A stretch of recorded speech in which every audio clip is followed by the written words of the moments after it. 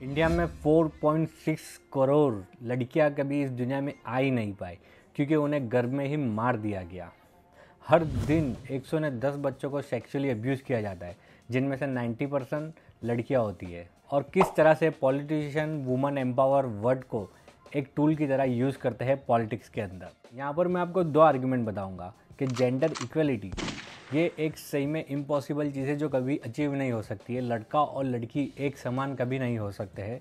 और second argument मैं बताऊंगा कि लड़का लड़की एक समान हो सकते हैं, क्यों और कैसे। Argument 1, gender equality is a myth. कुदरत ने लड़कों और लड़कियों को बिल्कुल ही अलग बनाया है। वो बायोलॉजिकल अलग है, वो फिजियोलॉजिकली अलग है, वो साइकोलॉजिकली अलग है, उनके हॉर्मोन्स एकदम अलग है, उनकी फिज़िक्स, उनकी बॉडी, उनकी जो स्ट्रेंथ है वो भी बिल्कुल अलग है। सो इसी तरह से लड़कियों के आउटकम भी बिल्कुल अलग ही होंगे। और आज की तारीख में दुनिया के अंदर कोई भी कंट्री जेंडर इक्वलिटी को अचीव नहीं कर पाई है। और इसीलिए जेंडर इक्वलिटी एक मिथ है। आर्ग्यूमेंट 1 ये चीज़ को करता है। पॉलिटिशियन जो होते हैं वो वुमेन एम्पावरमेंट वर्ड को एक टूल की तरह यूज़ करते हैं अपने फ़ायदे के लिए। पॉलिटिशियन क्या करते हैं, बस में फ्री टिकट इशू करते हैं वुमेंस के लिए, एग्ज़ाम फ़ीस 0 रखते हैं लड़कियों के लिए, स्पेशल कोचेज़ और स्पेशल सीट दी जाती है वुमेंस को पब्लिक ट्रांसपोर्ट के अंदर। जैसे आपने ट्रेन में देखा होगा कि लेडीज़ कोच होता है और बस में देखा होगा लेडीज़ सीट्स होती है।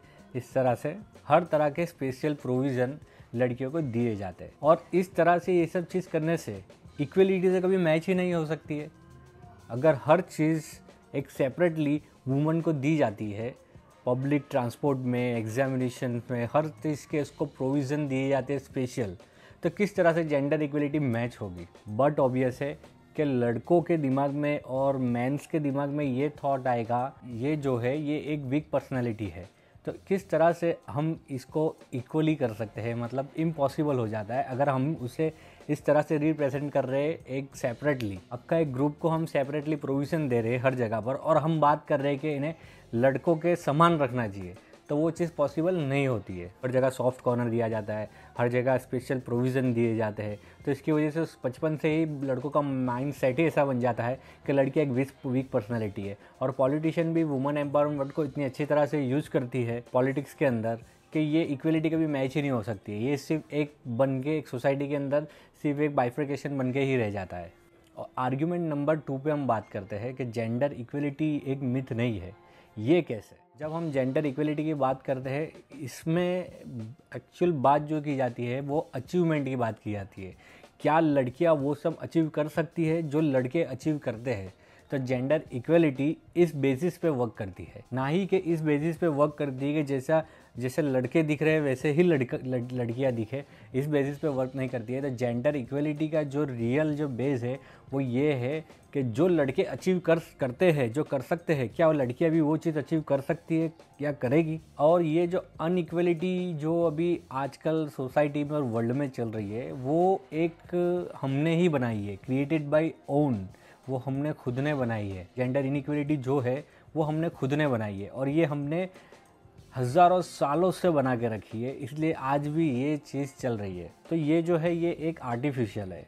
जेंडर इनइक्वलिटी एक आर्टिफिशियल क्रिएशन है जो हमने बनाई है। हमने हर सिचुएशन में और हर प्लेसेस पे लड़कियों के ऊपर ही लड़कों को रखा है। कुदरत ने लड़कियों को ही सिलेक्ट किया गया है। इसलिए नेचर जो है, नेचर ने सिलेक्ट किया है गर्ल्स, वुमेंस को। किस चीज़ के लिए? एक जनरेशन मतलब कि ह्यूमैनिटी, मतलब ह्यूमंस को बर्थ करने के लिए नेचर ने फीमेल को ही सिलेक्ट किया गया है। मैन कोई लड़के को नहीं सिलेक्ट किया गया है ये चीज़ करने में। तो इसका मतलब क्या होता है, जब नेचर ने इतनी बड़ी चीज़ के लिए वुमन को सिलेक्ट किया गया है, लड़कियों को सिलेक्ट किया गया है, तो बट ऑब्वियस है कि बाय नेचुरली भी अगर हम सोचें तो लड़कियां लड़कों के ऊपर है। Means girls are superior, womens are superior. और इसी तरह से अगर हम नेचर के पॉइंट ऑफ व्यू से देखें तो लड़कियां सुपीरियर है। उनको बर्थ देने के लिए सिलेक्ट किया गया है नेचर ने, गॉड ने। और इसी तरह से लड़कियां क्वीन है, और जितने भी लड़के हैं वो एक सर्वेंट है, क्योंकि वो इतनी बड़ी चीज़ वर्ल्ड के अंदर दे रही है। मतलब birth, giving a birth to a child, वो इतनी बड़ी चीज़ दे रही है, तो वो क्वीन है। और वो जब बर्थ देती है, when ever the woman is pregnant, तो उससे एक स्पेशल ट्रीटमेंट दिया जाता है। तो जितने भी लड़के, हम तो एक सर्वेंट कैटेगरी में, नेचर ने लड़कों को सर्वेंट कैटेगरी में डाला है और लड़कियों को क्वीन कैटेगरी में डाला है। लड़कियां आज के टाइम पे क्यों इतने पीछे है, उसका रीज़न सब में जो मेन है वो यही है कि लड़कियों को सोसाइटी की तरफ से जो अपॉर्चुनिटीज़ है वो बहुत कम प्रोवाइड करी गई है, और कम अपॉर्चुनिटी की वजह से वो रिज़ल्ट अचीव नहीं कर पाए जो वो कर सकते थे। तो इस तरह से उनका स्कोर लड़कों के मुकाबले कम रहा है, क्योंकि उनको अपॉर्चुनिटी ही लेस प्रोवाइड करी गई है। और ये जो चीज़ है ये अभी से नहीं, ये सालों से चल रहा है, जिसकी वजह से ये जो चेन रिएक्शन क्रिएट हो गया है, जिसको तोड़ना, ब्रेक करना इतना मुश्किल है, पर इम्पॉसिबल भी नहीं है। और जेंडर इक्वलिटी नहीं मैच होने का एक रीज़न ये भी है कि क्योंकि लड़कियों को, वुमेंस को रिस्क लेना इतना ईजी, मतलब इतना आसान नहीं लगता है as compare to man. Man बहुत जल्दी से रिस्क ले लेते हैं कोई भी चीज़ के अंदर, पर वुमन बहुत ही रिस्की चीज़ होती है, उसमें वो जल्दी इन्वॉल्व नहीं होती है, जिसकी वजह से क्या हो गया कि कोई अपॉर्चुनिटी क्रिएट होती है सोसाइटी के अंदर, तो पता है कि ये रिस्क टेकिंग अपॉर्चुनिटी है, तो वुमन इसको लेगी नहीं और टैकल नहीं करेगी।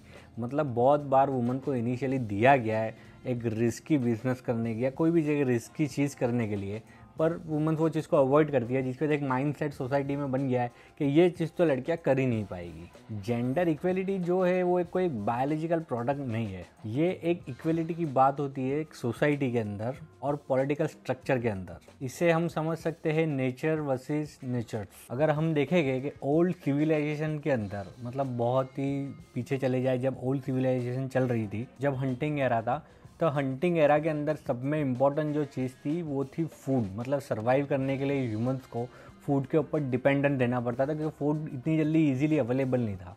तो वो टाइम पर क्या होता था कि जितने भी कबीले वाले या जितने भी वो ओल्ड सिविलाइजेशन, जो भी एक कबीला था, जो एक विलेज था, तो उसमें से रोज़ आपको डेली सर्वाइव करने के लिए जंगल में जाना पड़ता था हंटिंग करने के लिए। अगर आप हंटिंग करते हो और वहाँ से खाना लाते हो तो ही आप ज़िंदा रह सकते हो। तो उस टाइम पर लड़के ही जाते थे हंटिंग करने के लिए, और हंटिंग एरा के अंदर सब में इम्पॉर्टेंट जो चीज़ थी वो थी स्ट्रेंथ, और नेचर ने स्ट्रेंथ जो थी वो मेंस को ही प्रोवाइड करी गई थी। मतलब लड़कों को वो जो फिजिक स्ट्रेंथ थी वो लड़कों में थी, लड़कियों में इतनी नहीं थी, इसलिए लड़के ही हमेशा हंटिंग करने जाते थे। और जिसके बाद सब में ज़्यादा स्ट्रेंथ रहती थी वो सब में ज़्यादा फूड कलेक्ट करता था, मतलब वो सब में ज़्यादा हंटिंग करता था और उसके बाद सब में ज़्यादा फूड रहता था। और इसी तरह से मैन जो है वो एक डोमिनेटिंग पर्सन बन गया, क्योंकि उसके पास फूड रहता था, और नेसेसरी जो लाइफ सर्वाइव के लिए जो सब में इम्पोर्टेंट चीज़ थी वो थी फूड। इसी तरह से यहाँ पर मैन जीत जाता है अपनी स्ट्रेंथ के बलबूते पे। और जैसे ही हंटिंग एरा ख़त्म होता है उसके बाद एक एग्रीकल्चर एरा स्टार्ट होता है। एग्रीकल्चर एरा के अंदर हंटिंग एरा जैसे ना ह्यूमंस अपने ब्रेन्स को डेवलप करते हैं और फिर सोचते हैं कि चलो अब एग्रीकल्चरिंग करेंगे, तो वो लोग एग्रीकल्चर चालू करते हैं, खेती बाड़ी चालू करते हैं। अब वो डेली जाके हंटिंग करने नहीं जाते, क्योंकि हंटिंग एक बहुत बड़ा डिफ़िकल्ट टास्क था। क्योंकि आप जंगल में जा रहे हो, हंटिंग कर रहे हो, तो समझो कि 10-15 लोग गए तो कई बार ऐसा होता था कि उसमें से 2-3 लोग शायद मर जाते थे या डेड हो जाती थी उनकी, ड्यू टू वहाँ पर एनिमल्स फाइट होती थी। तो हर बार ऐसा तो नहीं कि ह्यूमन ही जीत जाए, तो एनिमल्स कभी कभी 2-3 लोगों को किल कर देते उसमें। तो फिर ह्यूमन ने अपना ब्रेन डेवलप किया और उसके बाद एग्रीकल्चरिंग चालू करी। तो हंटिंग एरा ख़त्म होने के बाद एक एग्रीकल्चर एरा स्टार्ट हुआ।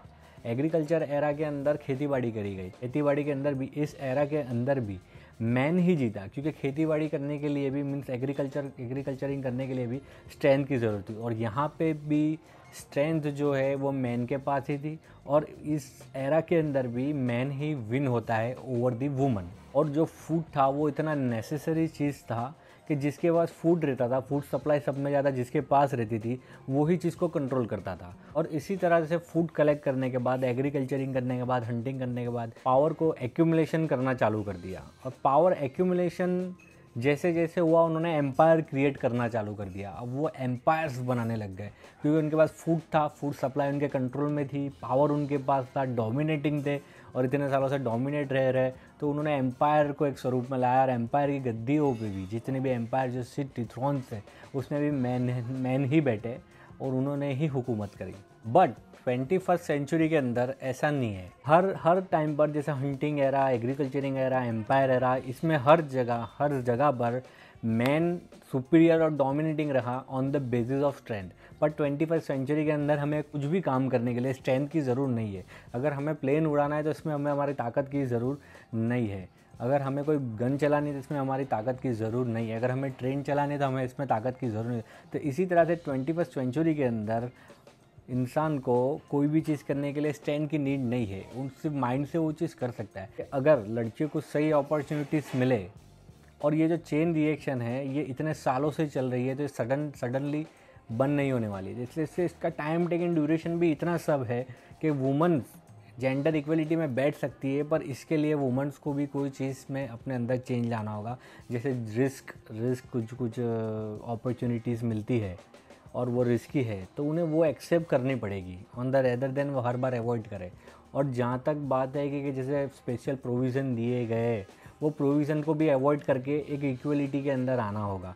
और ये देखा गया है कि जहाँ पर सब में ज़्यादा वुमन एम्पावर्ड है, जो घर देखो या जो एरियाज़ देखो, जो कंट्री, जो सिटीज़ देखो, तो वहाँ पर सोसाइटी कल्चर बहुत ही अच्छा है, बहुत ही स्मूथ है। 21st सेंचुरी के अंदर मेंस जो है उनके पास कोई सुपीरियरिटी नहीं है on the basis of the strength. Mens को आज मॉडर्न एरा के अंदर 21st सेंचुरी के अंदर सिर्फ और सिर्फ एडवांटेज जो है वो हिस्ट्री का एडवांटेज है। और मॉडर्न वर्ल्ड के अंदर ब्रेन सब में ज़्यादा इम्पोर्टेंट होता है स्ट्रेंथ के ऊपर। स्ट्रेंथ आज के टाइम पे इतनी इम्पोर्टेंट है जितना आपका ब्रेन आज के टाइम पर इम्पोर्टेंस है। जो मॉडर्न इकोनॉमी है वो स्ट्रेंथ के बेसिस पे फंक्शन नहीं करती है, जिस तरह से हंटिंग एरा और एग्रीकल्चर एरा में किया जाता था। आज के टाइम पर इंटेलेक्चुअल और नॉलेज सब में ज़्यादा इम्पॉर्टेंट है, और मॉडर्न सोसाइटी के अंदर ये आज देखा जाता है। एग्जाम्पल के तौर पर अगर हम देखेंगे, एलन मस्क जो दुनिया का सब में अमीर आदमी है, वो दुनिया का सब में अमीर आदमी इसलिए नहीं है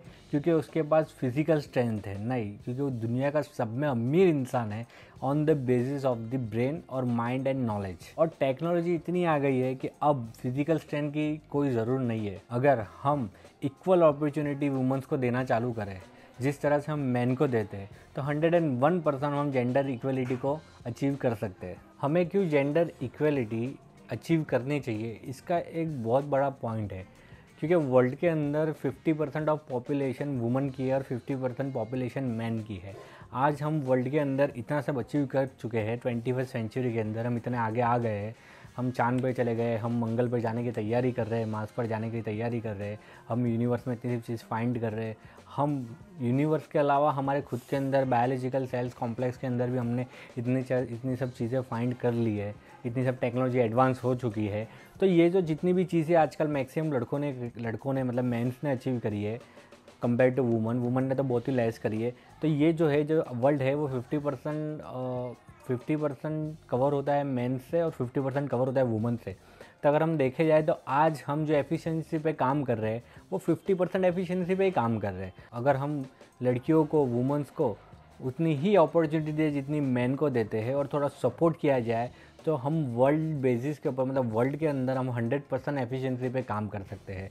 और 100% एफिशिएंसी पे काम करने के रिज़ल्ट भी इतने बेहतरीन आएंगे जिसकी आप कल्पना और आइडिया भी नहीं कर सकते हैं। जिस समय मैं ये वीडियो बना रहा हूँ, इंडिया का जेंडर इक्वलिटी इंडेक्स में हमारी रैंकिंग है वो बहुत ही नीचे आती है। तो होप है कि हम हर जगह, हर सोसाइटी में हो सके उतना वुमेंस को और लड़कियों को उतना ही अपॉर्चुनिटी दे जितना हम मेंस को देते हैं।